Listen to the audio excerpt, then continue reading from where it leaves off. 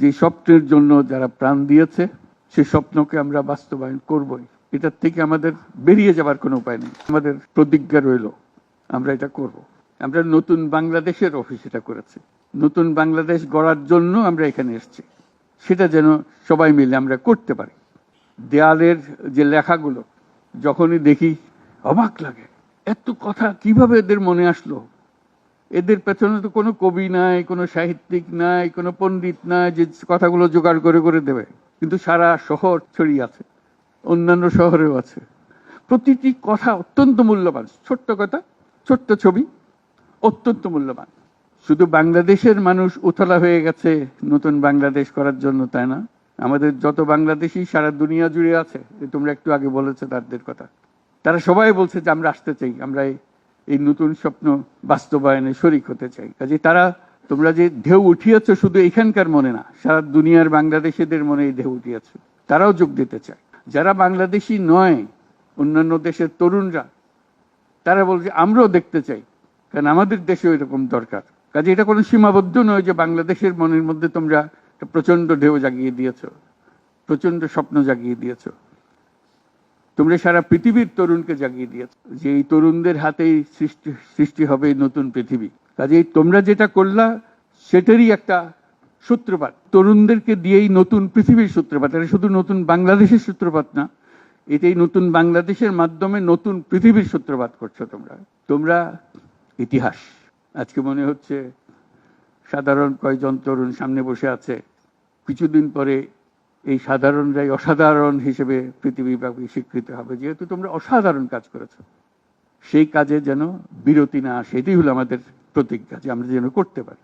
আমার একটা প্রস্তাব থাকবে, নাহিদ, আসিফ এবং তোমাদের সবাইকে, অন্তত মাসে একটা করে চিঠি লিখো আমাদের কাছে, শুধু স্মরণ করিয়ে দেওয়ার জন্য এটা বাকি রয়ে গেল, এটা ঠিক হলো না। কারণ আমরা হয়তো অনেক সময় মাথার থেকে ছুটে যাবে, যেহেতু তোমরা যেভাবে দেখে এসছো আমরা সেভাবে দেখতে জানি না।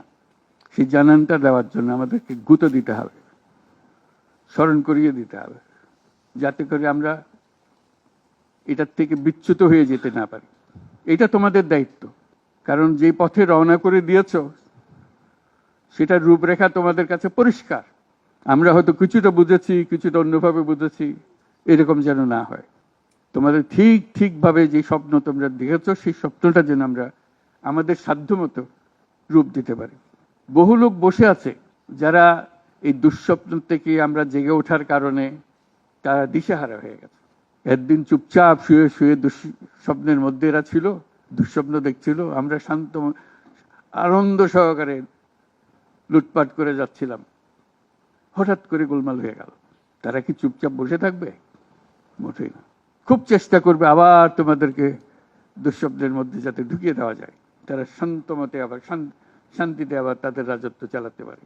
তারা চেষ্টার ত্রুটি করবে না। কাজে যে কাজ শুরু করেছো এই কাজ সমাপ্ত না হওয়া পর্যন্ত এর থেকে বেরিয়ে যেও না।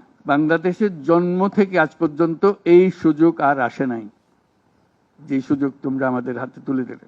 এই সুযোগ যেন হাতছাড়া না হয়। এই সুযোগ হাতছাড়া হলে বাংলাদেশের আর কোনো ভবিষ্যৎ থাকবে না। কাজে এইটা যেন শুধু রাষ্ট্র নয়, পৃথিবীর সম্মানিত রাষ্ট্র হিসেবে প্রতিষ্ঠিত হতে পারে, যেহেতু তরুণরা এটার হাল ধরেছে।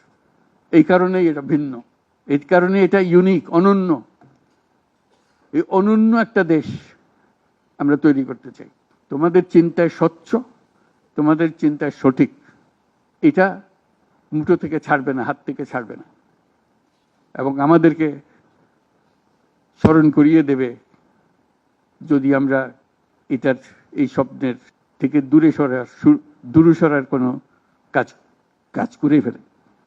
আমাদের কারো কোনো ইচ্ছা নাই এই স্বপ্ন বাইরে যাওয়ার, এই স্বপ্ন বাস্তবায়ন করাই আমাদের সার্বক্ষণিক কাজ।